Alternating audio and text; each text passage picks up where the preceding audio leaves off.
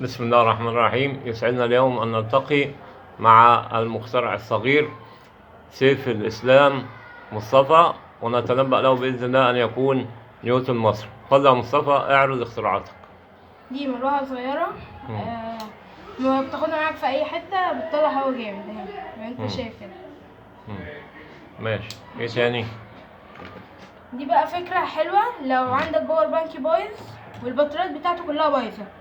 هي كل ده فيه 12 بطارية. الباور بانك العادي بيبقى فيه 12 بطارية ليثيوم، الواحدة فيها بيبقى فيها 3.5 فولت. فانت لو حسبتها كده هتلاقي بطاريات التليفون، لو جبت بطاريتين كبار، بطارية صغيرة نوكيا اللي هي 3.5 فولت، البطارية الصغيرة هتجمع لك كل البطاريات اللي انت محتاجها بالظبط. جميل. رحت توصلها كلها جوه العلبة في مكانها وقفلتها وشغال حلو. جميل. شغال حلو. ده يشحن تليفونات. جميل جدا. بتشحنه من المخرج بتاعه اهو. جميل. المخرج ده. جميل. ولما تعوز تشحن التليفونات بتوصل اليو اس بي في المخرج بتاعه وتوصله في التليفون.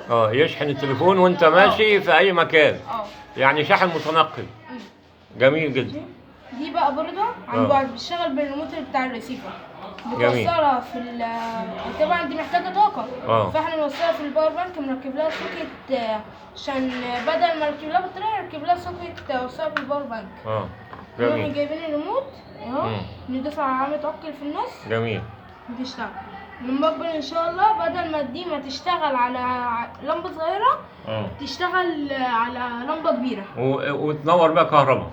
يعني بتشتغل بالريموت. يعني كده بدائل الطاقه. بدائل الطاقه كويس جدا. طيب احنا عاوزينك يا مصطفى تشد حيلك وبرضه تعمل اختراعات عن الطاقه الشمسيه، وتعمل اختراعات لتحليه المياه، لان دي احنا في حاجه اليها. في برضه فكره حلوه. قول. الآلات الكسر اللي هي او الآلات العاديه الصغيره دي، الآلة بتاعت الآلة الحاسبه دي بيبقى فيها كده حاجه كده فوق صغيره طاقه شمسيه.